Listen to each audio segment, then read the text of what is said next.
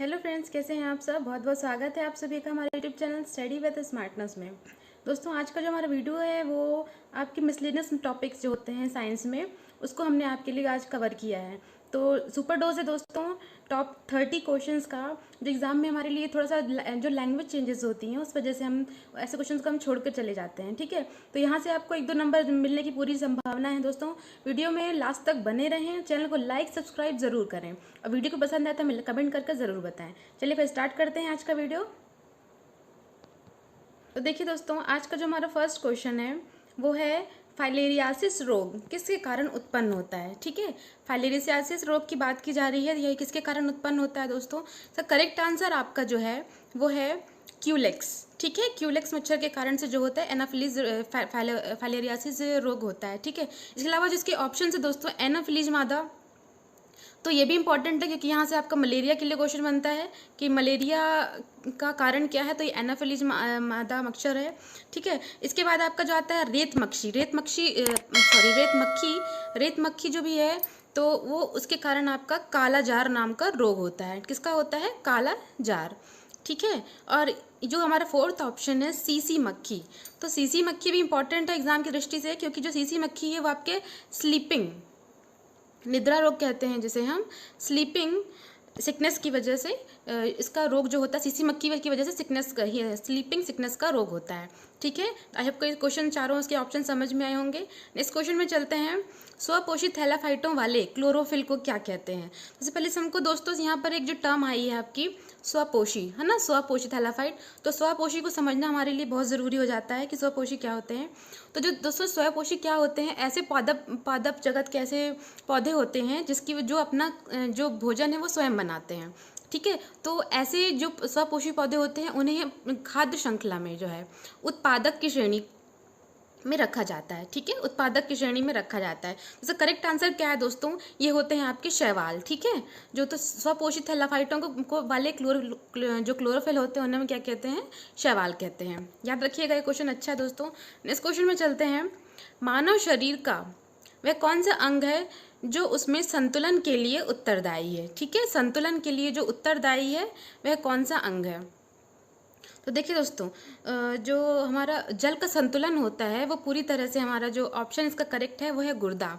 ठीक है, गुर्दे के द्वारा जो है हमारे शरीर में जल का संतुलन किया जाता है। कैसे किया जाता है कि देखिए, यदि हमारे शरीर में जल की मात्रा अधिक हो जाएगी तो जो उसमें जो यूरिया होता है दोस्तों, तो वो उसे यूरिन के द्वारा बाहर निकाल दिया जाता है। ठीक है, यूरिन डिस्चार्ज कर दिया जाता है। वहीं पे अगर हमारे शरीर में जल की मात्रा कम है तो जो यूरिन की सांद्रता होती है उसको बढ़ा दी जाती है गुर्दे के द्वारा, और यूरिन की सांद्रता बढ़ने से क्या होता है, यूरिन डिस्चार्ज जो होता है वो कम होता है। ठीक है, जैसे जल के संतुलन वाला जो काम है वो हमारे शरीर में कौन करता है, वो करता है गुर्दा। चलिए नेक्स्ट क्वेश्चन में चलते हैं।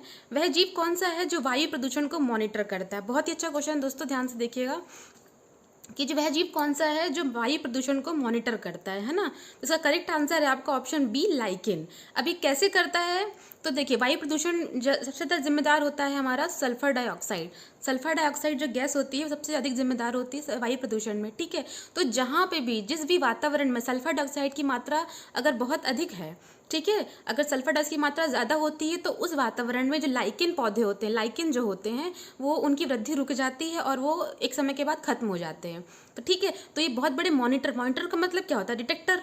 ठीक है, किसी चीज़ को ढूंढना, पता करना, उसके द्वारा किसी चीज़ की पता करना, तो जो वायु प्रदूषण का मॉनिटर इसलिए लाइकेन को कहा जाता है। ठीक है, नेक्स्ट क्वेश्चन की ओर चलते हैं। फिफ्थ क्वेश्चन है हमारा कि दुग्धजनक हार्मोन का स्राव कहाँ से होता है। तो दुग्धजनक हार्मोन, सबसे पहले तो हम इसका नाम पता होना चाहिए कि दुग्धजनक हार्मोन है क्या। तो ये होता है हमारा प्रोलैक्टिन। प्रोलैक्टिन जो हार्मोन होता है वो हमारा दुग्धजनक हार्मोन कहलाता है। ठीक है, और इसका स्राव होता है कहाँ से दोस्तों, तो इसका करेक्ट आंसर है आपका ऑप्शन डी, पीयूष ग्रंथि। पीयूष ग्रंथि के द्वारा जो है दुग्धजनक हार्मोन प्रोलैक्टिन का आपका स्राव होता है। नेक्स्ट क्वेश्चन में चलते हैं। ध्यान से देखिएगा, क्वेश्चन दोस्तों बहुत ही अच्छा क्वेश्चन है।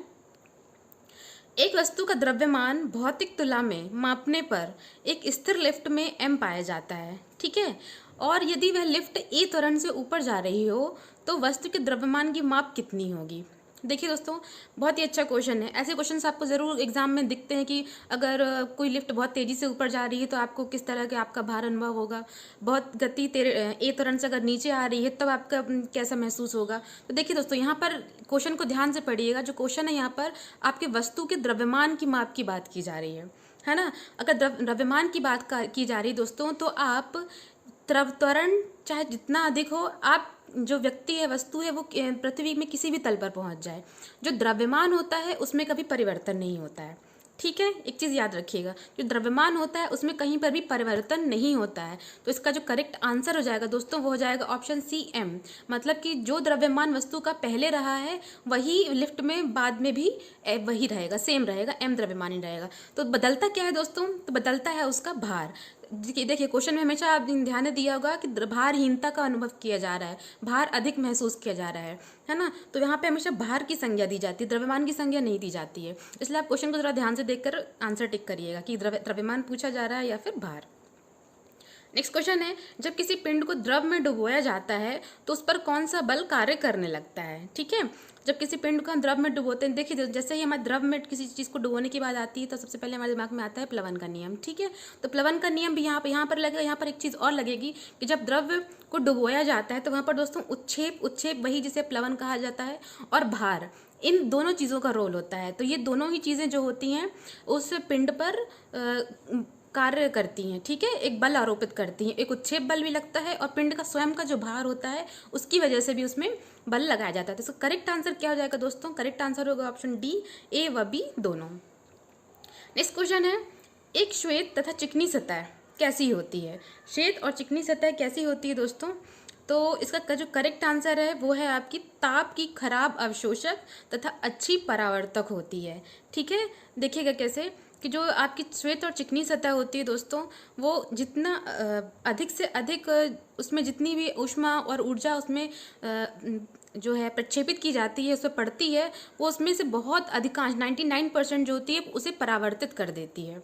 ठीक है, परावर्तित कर देती है, उसमें कुछ भी अवशोषक अच्छे से नहीं होता, अवशोषण बहुत कम होती है उसमें। इसलिए करेक्ट आंसर इसका है कि ताप की वो खराब अवशोषण नहीं करती है और अच्छी परावर्तक होती है। अवशोषक नहीं करेगी तो क्या करेगी? परावर्तन कर देगी। ठीक है, नेक्स्ट क्वेश्चन में चलते हैं, किसी झील की तली में अवरुद्ध जल को क्या कहते हैं? झील की तली में जो अवरुद्ध होता है, रुका हुआ जल है, तो उसे क्या कहते हैं दोस्तों? उसे हम कहते हैं ऑप्शन डी, अधसर जल कहते हैं। इसके अलावा देखिए दोस्तों, जो झील की अध्ययन होता है उसे हम क्या कहते हैं? ये भी इंपॉर्टेंट है, लिख लीजिएगा, नोट डाउन कर लीजिएगा। जो झीलों का अध्ययन होता है उसे हम लिम्नोलॉजी कहते हैं। ठीक है, नाम याद रखिएगा, लिम्नोलॉजी, झीलों के अध्ययन को लिम्नोलॉजी कहा जाता है। नेक्स्ट क्वेश्चन है हमारा, ये भी अच्छा क्वेश्चन याद रखिएगा, पर्यावरण जागरूकता के अंग्रेजी अक्षर पी से प्रारंभ होने वाले प्रसिद्ध 3 शब्द कौन से हैं? है ना, जो पर्यावरण जागरूकता में है उसमें हमें 3 ऐसे शब्दों को नाम बताना है जो अक्षर पी से स्टार्ट होते हैं।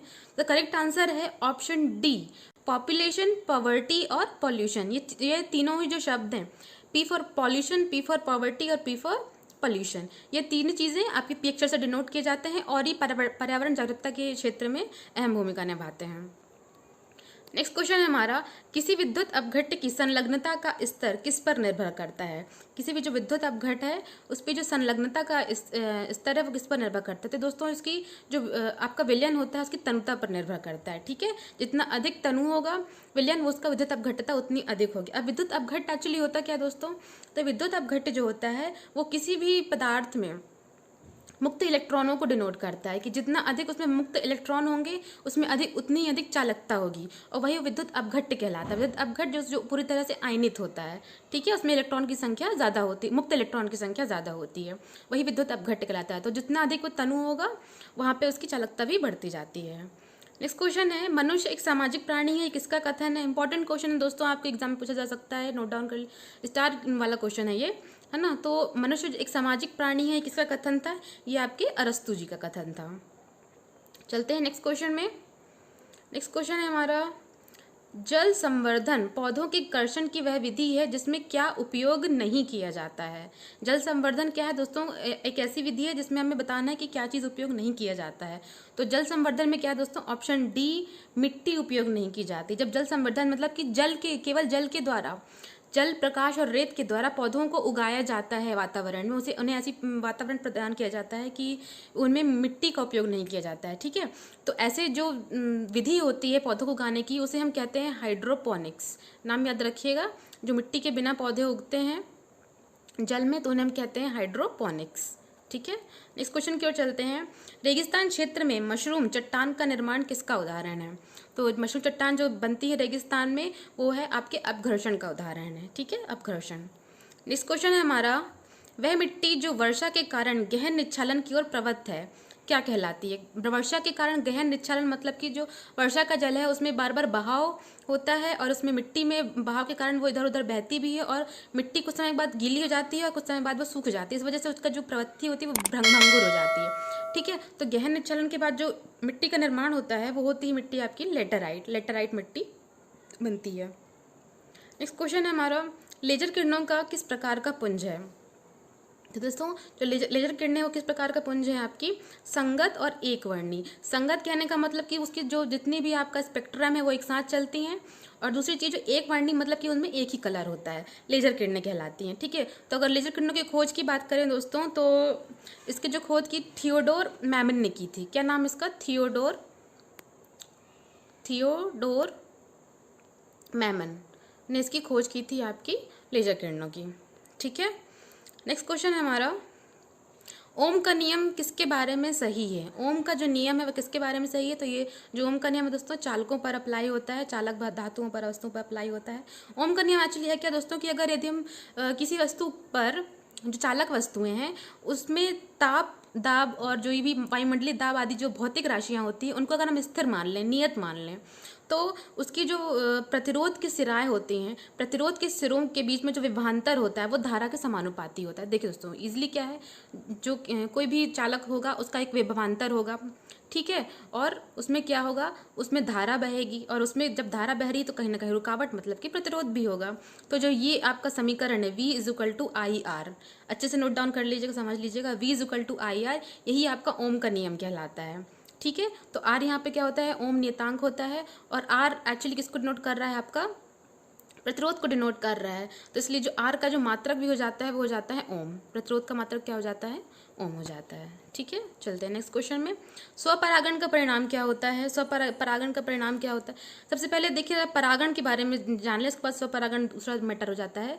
परागण क्या होता है इसके बारे में जानते हैं। तो देखिए देखो, पौधों में भी निषेचन आदि की क्रियाएं होती हैं। ठीक है, तो पौधों में जब परागण का जब नर भाग क्या कहलाता है? परागकोश कहलाता है। पौधों का नर भाग क्या कहलाता है?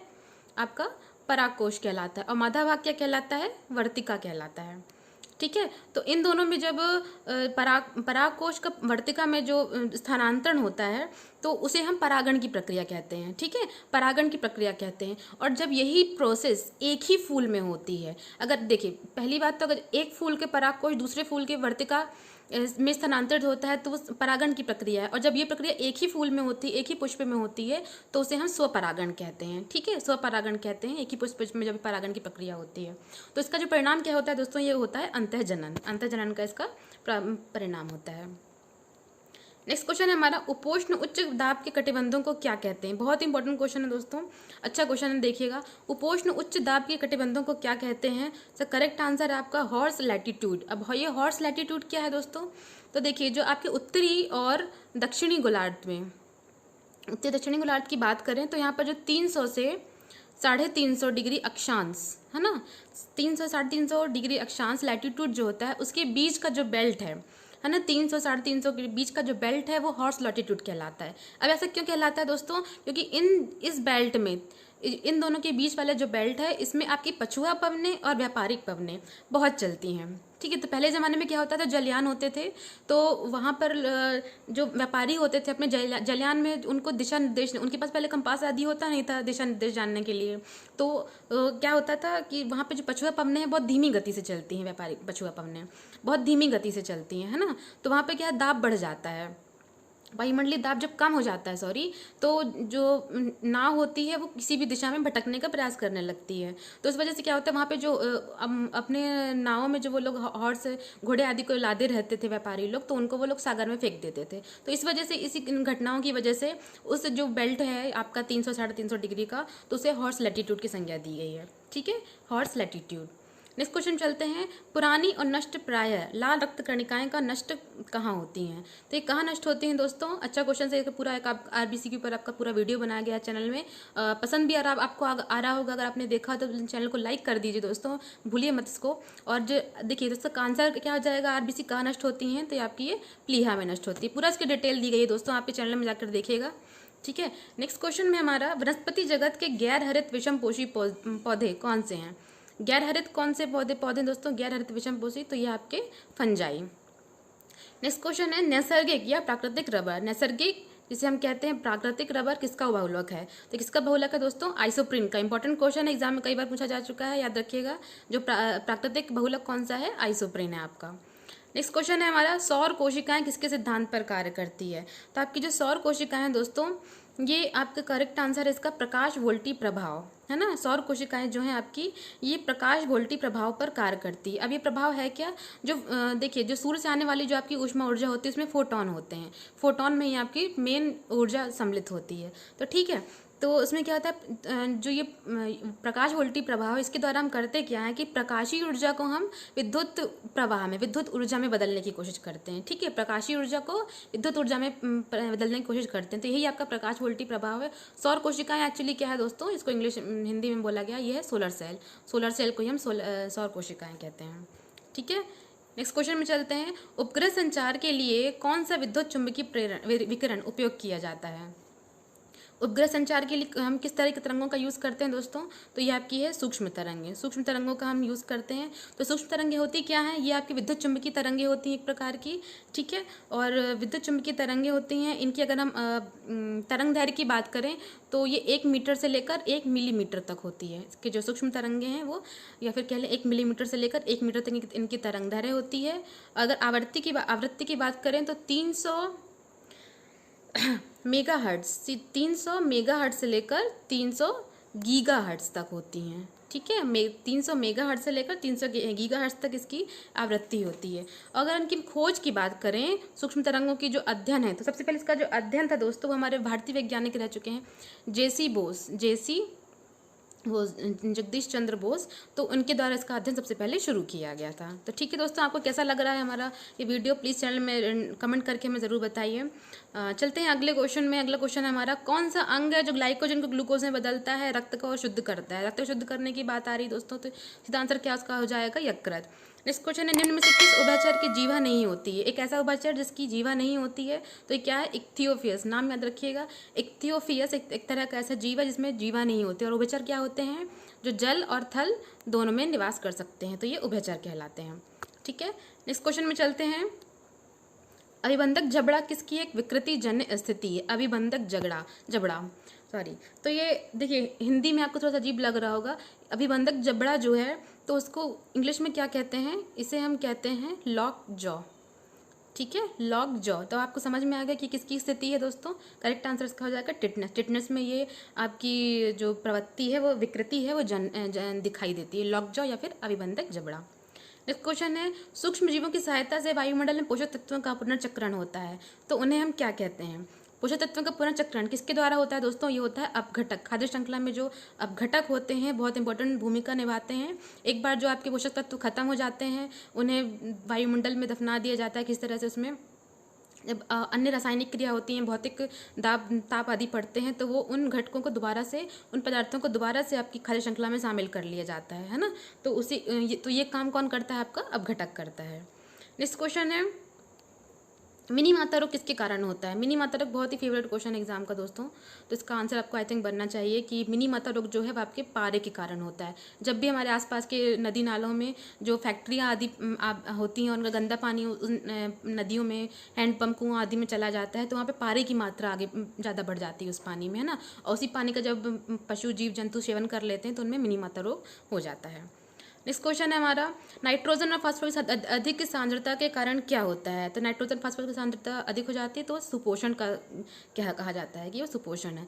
ठीक है दोस्तों, यहाँ पर आपका हमारा आज का वीडियो खत्म होता है। तो प्लीज़ हमें ज़रूर बताएं कमेंट सेक्शन में कि आपको आज का वीडियो कैसा लगा है, क्वेश्चन कैसे हैं आपके एग्जाम के लिए, आपको किस तरह से क्वेश्चन और चाहिए हैं, आप हमें कमेंट करके अपनी राय दें। ठीक है दोस्तों, तो मिलेंगे अगले वीडियो में कुछ अच्छे नए क्वेश्चन के साथ। तब तक मिलेंगे, तब तक धन्यवाद दोस्तों।